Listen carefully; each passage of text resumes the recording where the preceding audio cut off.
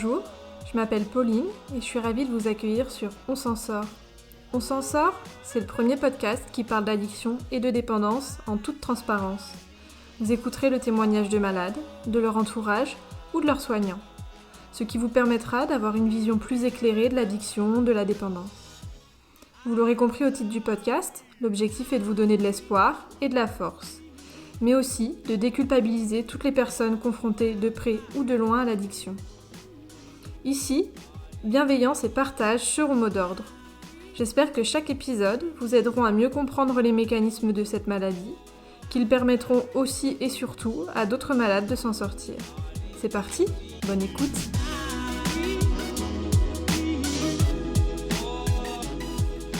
Parfois la vie met sur notre chemin des événements pour nous ramener à la réalité. Alexandra a été confrontée à l'un de ces événements, il y a plusieurs années, quand son addiction au tabac a bien failli lui coûter la vie. Aujourd'hui, elle a gagné son combat contre la maladie et accompagne d'autres malades vers le chemin de la guérison. Pour ce premier épisode hors série, elle a accepté de nous parler de son métier de coach en addictologie. Malheureusement, crise Covid oblige, nous avons été contraintes d'enregistrer cet épisode à distance, ce qui altère forcément la qualité sonore. J'espère que cela ne gênera pas trop votre écoute. Maintenant, place à l'épisode.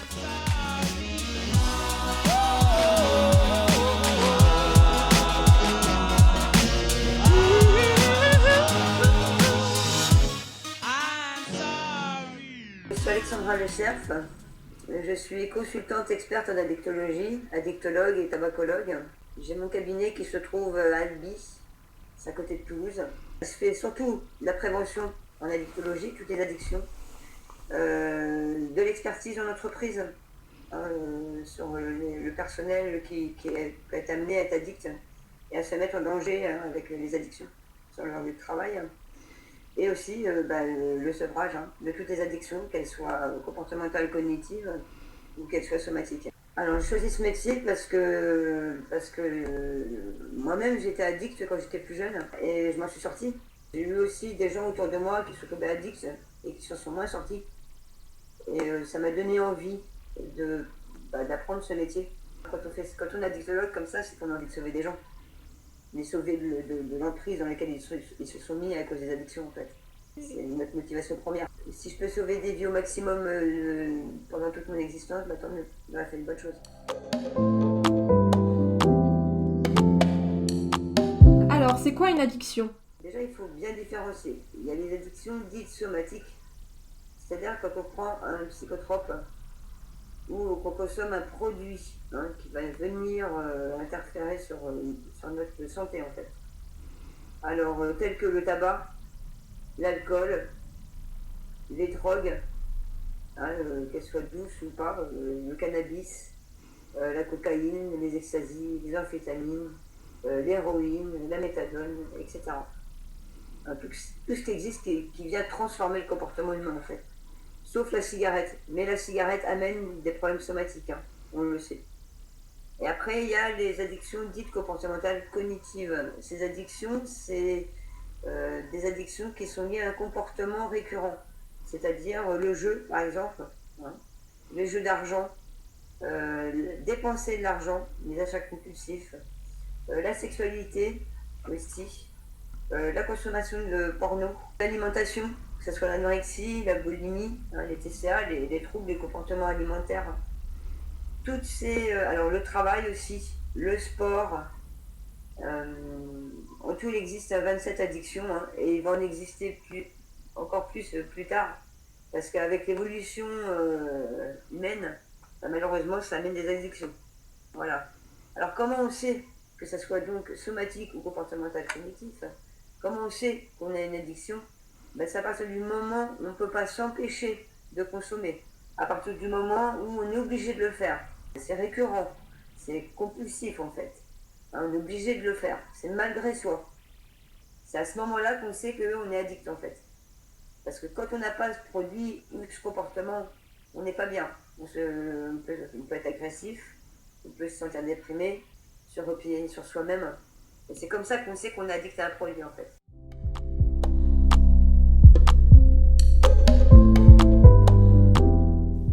Quels sont les premiers symptômes réels de l'addiction finalement ? Le tabac, en général, on commence jeune. D'accord? Oui. Donc on commence à fumer, on s'en rend pas compte.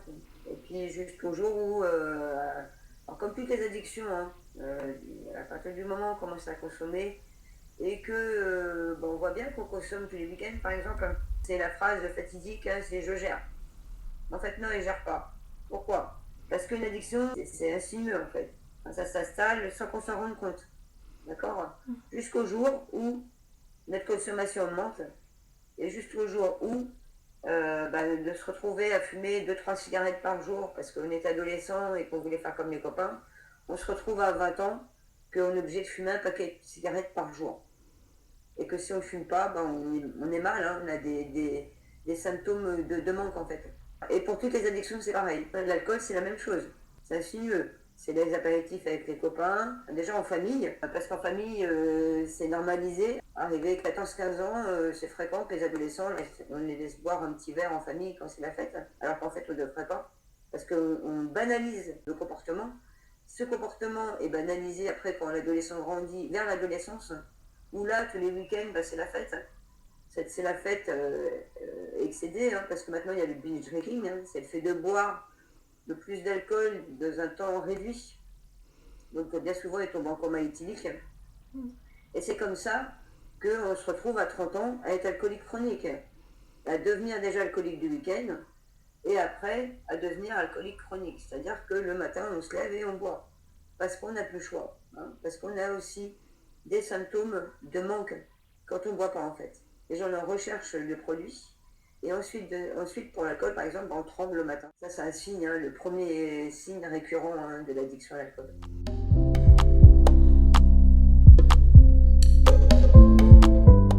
Est-ce qu'il y a un terrain propice? Comment l'addiction, elle s'installe chez un patient dans la durée? Alors déjà, il faut savoir une chose, c'est que chaque individu qui est addict est différent. Déjà. Parce que chacun a ses problèmes. Alors, il faut savoir, il y a deux façons essentielles, hein, d'installer une addiction. C'est soit au niveau environnemental et au niveau social. C'est-à-dire qu'on se retrouve adolescent, plus ou moins influençable, et à se dire, voilà, mes copains-copines, ils fument, ils veulent faire comme les adultes, parce que ça fait bien, ça donne un air plus grand. Et moi, je vais faire pareil. Là, on a un adolescent qui n'avait pas forcément de problème à la base, et qui commence à consommer pour être dans un lien social en fait. Quand on a des comportements comme ça, on peut considérer que c'est un adolescent qui n'a pas confiance en lui, qui a de la sous-estime et qui s'aime moyennement. C'est pour ça qu'il a besoin d'avoir ce lien social pour s'identifier. Et après, il y a les addictions où les gens, là, c'est plus dramatique. Et c'est bien souvent, pour les 3/4 des personnes addictes, malheureusement le problème, ce sont des gens qui ont été traumatisés enfants, ont subi des violences dans leur famille, que ce soit physique ou morale, que ce soit par le père ou la mère ou par les deux, ou même par les grands-parents ou les oncles et les tantes. Ça peut arriver aussi. En général, ça en fait des adultes qui se sentent mal, déjà des adolescents qui se sentent mal, et qui, dans la recherche d'un produit, que ce soit l'alcool, le cannabis ou les drogues, arrivent dans un monde parallèle, qui les amène dans un monde qui leur est supportable. Et c'est pour ça qu'ils consomment. Parce que la vie leur est plus agréable à vivre, tout simplement. On ne leur a pas donné les outils pour avoir une vie agréable dans la normalité, puisque la normalité, pour eux, c'est violence. Dans ces contextes, effectivement, on se retrouve avec des adultes qui consomment le tabac. Après, on passe le week-end, on commence à fumer un petit joint. Du petit joint, on grandit, on commence à consommer des extasies. Et des extasies arrivent la cocaïne, en général, ça va ensemble. La cocaïne, quand on commence à être accro à la cocaïne, on devient accro aussi au crack, qui est un substitut de la cocaïne. Parce que ça excite le corps, hein, quand on est vraiment addict à la cocaïne. En général, on en vient à devoir se calmer. Et pour se calmer, on trouve l'héroïne, que d'abord on fume, et qu'après on prend en injection. Voilà comment une addiction, par exemple, sur un sujet, peut dévier au drame. Pensez bien que de prendre de l'héroïne, même les autres drogues avant, hein, au préalable, c'est pas bon pour la santé ni pour la psyché. Hein. Oui. Parce que ça peut amener à des maladies psychiatriques, il faut savoir quand même.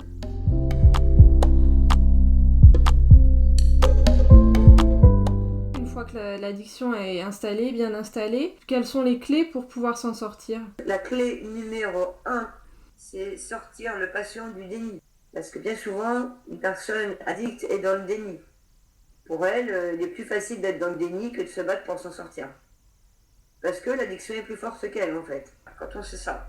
Ensuite, la personne, il faut qu'elle soit consciente qu'elle doit être aidée. Et à partir du moment où cette personne a pris conscience qu'il faut qu'elle se fasse aider, là déjà, on a gagné moitié du travail. C'est une maladie, les addictions sont une maladie, qu'elles soient somatiques ou comportables, cognitives, qu'elles viennent toucher le somatique, c'est-à-dire les maladies comme les cancers, etc. Ou alors le comportemental cognitif qui amène des problèmes de diagnostic de la santé mentale, comme la dépression, la bipolarité, la schizophrénie. À partir du moment où la personne a décidé de se faire aider, en général, elle va voir un addictologue ou un consultant comme moi, un consultant expert en addictologie et coach. Avec mes patients, je suis coach parce qu'il faut tout changer en fait. Quand on gère une addiction avec quelqu'un, il faut prendre tout en considération. Il faut prendre son environnement, donc il faut changer son environnement. Il faut prendre en considération les diagnostics par rapport à sa santé mentale et le soigner, le traiter. Traiter l'addiction, c'est-à-dire la dépendance, comment elle est installée, à quel degré elle est, à quel degré de toxicité on est. Est-ce que c'est de la polyaddiction ou de l'addiction seule? Polyaddiction, c'est quand on a plusieurs addictions. Bien souvent, les gens, ils ont 1, 2, 3, 4, voire 5 addictions en même temps. Il faut prendre effectivement tout en considération et amener la personne dans un changement, son propre changement, vers le bien-être moral et physique. Et ça demande tout un travail. Par exemple, une personne qui est alcoolique, à partir du moment où elle veut se faire sevrer, déjà, il faut savoir son taux de dépendance. Une fois qu'on a ça, on sait où l'amener. C'est-à-dire, est-ce qu'elle va aller en cabinet et puis être amenée à avoir un protocole de soins mis en place spécifiquement pour elle, pour pouvoir être sevrée. Ou alors, on considère, moi ça m'arrive bien souvent, de considérer que la pathologie chronique est trop importante. Et là, je travaille en pluridisciplinaire et j'envoie mes patients en cure directement. Ce sont des cures qui durent à peu près 1 mois à 2 mois, ça va dépendre de la personne, surtout toujours de toxicité. Et ensuite, elle est envoyée en post-cure. Moi, j'y tiens absolument à ça. Parce que la cure ne suffit pas en elle-même. Il faut protéger la personne de la rechute. La post-cure est très importante pour faire en sorte d'amener justement la personne à accepter déjà d'avoir été sevrée et l'amener justement vers un épanouissement d'une nouvelle personne. Une personne qui est addicte est malheureuse, il faut le savoir. Au fond d'elle, elle sait très bien que ce qu'elle fait, c'est pas bien. Et elle sait très bien aussi qu'elle fait du mal autour d'elle. D'accord? Ce qu'il y a, l'addiction est plus forte qu'elle. Une fois qu'on a compris ça, on peut vraiment aider les gens. Alors qu'est-ce qu'il faut faire? Il faut les amener vers un nouvel apprentissage de la vie. Il n'y a que comme ça qu'ils peuvent s'en sortir. Et pour ça, on travaille en pluridisciplinaire. Par exemple, moi, je travaille en qualité d'addictologue, avec des psychologues, avec des psychiatres, avec des cliniques, avec des hôpitaux, avec des postes-cures et surtout avec l'essentiel, la famille. Je responsabilise la famille, l'entourage de la personne addicte. Déjà leur faire comprendre l'addiction de la personne bien comme il faut et ensuite leur donner les éléments en main pour pouvoir l'aider. Et là, on obtient des très bons résultats. Donc c'est important d'avoir le cadre pluridisciplinaire médical et le cadre pluridisciplinaire de l'environnement. C'est très important. Il y a une personne qui boit, c'est un environnement où tout le monde boit aussi. Effectivement, et si elle revient de cure et qu'elle a fait une post-cure et qu'elle retourne dans le même environnement, j'ai bien peur que, c'est même certain, qu'elle y retourne. Donc le but, c'est vraiment de changer toute son existence. Et pour ça, il faut être prêt psychologiquement à devoir peut-être changer d'amis ou alors les voir beaucoup moins souvent et faire en sorte de s'en sortir.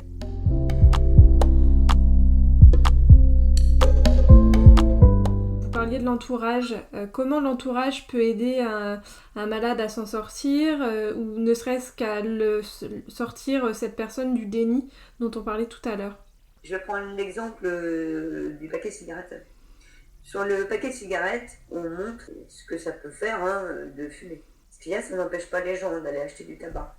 Pourquoi? Parce qu'ils savent déjà qu'en fumant ou en buvant, ils peuvent mourir. Mais ils le font quand même. Pourquoi? Parce que c'est plus fort qu'eux. Le produit est plus fort qu'eux.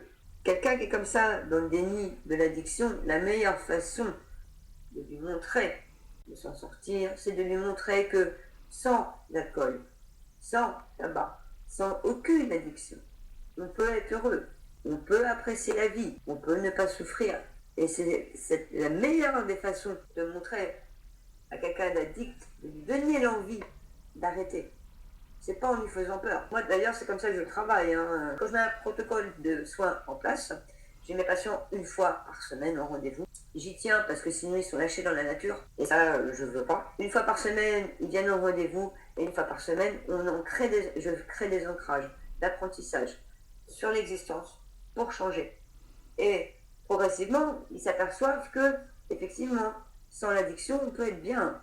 Parce que c'est de ça qu'ils ont peur. Pourquoi une personne addicte ne s'arrête pas? Parce qu'elle a peur de la vie sans addiction. Donc il faut travailler sur quoi? Sur leur montrer que la vie est agréable sans addiction. Ça ne sert à rien d'avoir peur. C'est la peur qui gouverne l'addiction. Quand on amène la personne à lui expliquer qu'on peut la sevrer en gérant le manque et en gérant l'aspect famille et environnement où la vie est agréable sans addiction, progressivement on avance, progressivement on a des résultats. Sur les paquets de cigarettes, ce qu'ils devraient faire, c'est montrer des images de bien-être, sans addiction. Là, on aurait une autre réflexion. Là, les gens y regarderaient. Là, les gens poseraient leur attention. Maintenant, ils ne regardent plus, là, c'est terminé.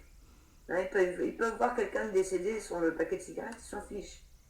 Ils s'en fichent, l'addiction est trop dure. C'est pour ça que de faire de la prévention, c'est très important. Pour éviter que les gens se mettent dedans. Voilà, parce qu'une fois qu'on est addict à un produit, et quand on est polyaddict, c'est une bataille pour s'en sortir. Une bataille avec soi-même, en fait.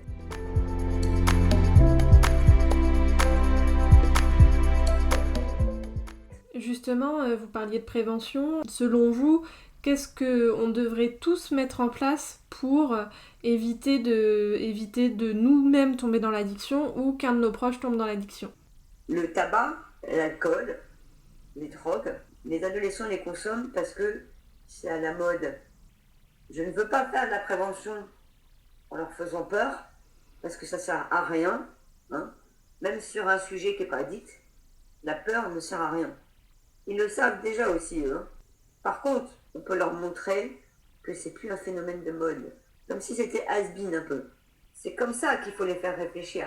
Moi, je vois, j'ai ma fille, elle a 14 ans, elle a des amis qui ont le même âge qu'elle et tout ça. Ils trouvent ça démodé. Et c'est très bien que les nouvelles générations trouvent ça démodé. Parce que ça a tellement été un phénomène de mode. Dans les années 80, Marlboro, par exemple, c'était le cow-boy avec les chevaux sur les stands dans les foires expo. C'était une mode. Ça faisait bien, ça faisait partie de la mode, d'un geste, une gestuelle de mode. Boire, c'est pareil. Se droguer, c'est pareil. Quand on va, les jeunes vont dans les festivals, etc., c'est à la mode de se droguer. Il faut arriver, au niveau préventif, à faire passer ça comme quelque chose de démodé. Parce que c'est ça qu'il faut faire. Changer l'image. L'alcool, c'est une image festive. L'image, en plus en France, on n'est pas gâté pour ça. C'est une culture presque. Déjà, pour changer ça, je peux vous dire que ça va être costaud. Il faut arriver à faire comprendre aux adolescents que l'apéro tous les week-ends chez les parents et que tout le monde sort un petit peu sous à la fin, c'est pas tip-top quoi. Les faire réfléchir sur l'état sur lequel ça amène. Moi je vois ma fille, elle a 14 ans, bon elle doit travailler tout ça maintenant, elle n'a pas envie que ça lui arrive quoi. Oui, parce que je pense que le message il est là, c'est que ça peut arriver à tout le monde en fait. Et oui, ça coûte cher en plus. Ça coûte cher et comme ça coûte cher, ça amène à faire pour les gens qui n'ont pas les moyens, soit parce qu'ils ne travaillent pas, ou soit parce que leur travail ne leur permet pas de dépenser 600 € tous les mois là-dedans. C'est comme ça qu'on devient fin du trafic. Les petits dealers, tout ça qu'on voit, souvent ils ne travaillent pas. Et c'est pour se payer leur consommation en fait. À la base on les voit comme des dealers, mais en fait ils sont mal eux. Ils font ça pour se payer leur consommation. C'est leur propre addiction qui les a un petit peu embrigadés dans cette situation. Et oui. C'est ça en fait, ça pousse à la délinquance.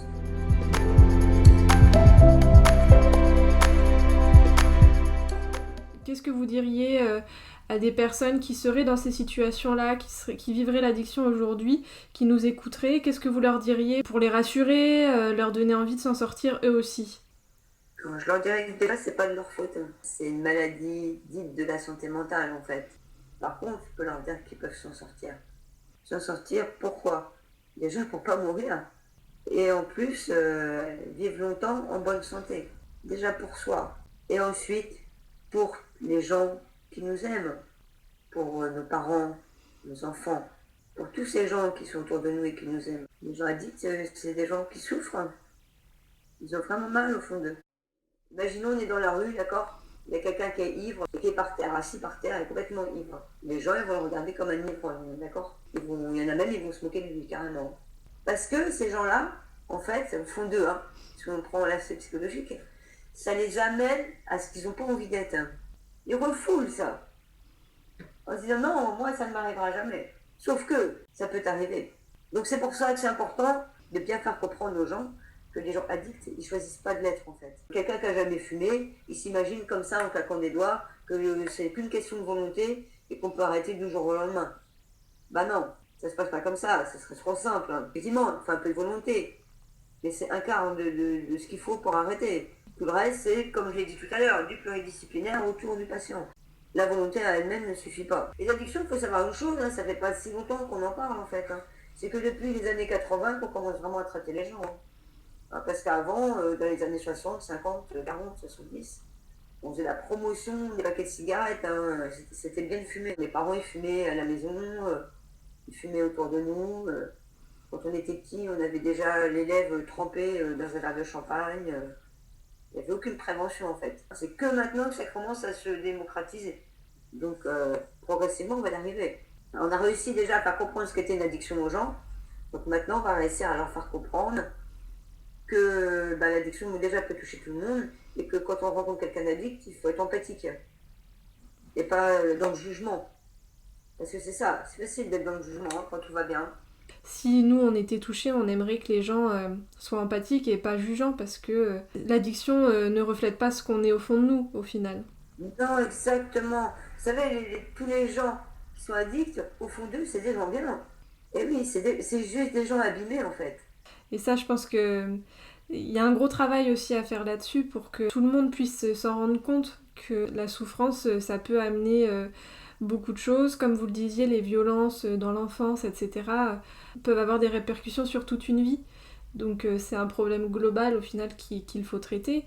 Et surtout, c'est pas parce que aujourd'hui on est malade qu'on le sera encore demain. On peut tous s'en sortir et justement si on commence à avoir un éveil collectif autour de ça, on aidera de plus en plus de personnes à se sortir de leur addiction et j'espère aussi qu'on empêchera plein d'autres personnes de tomber dedans également, quoi.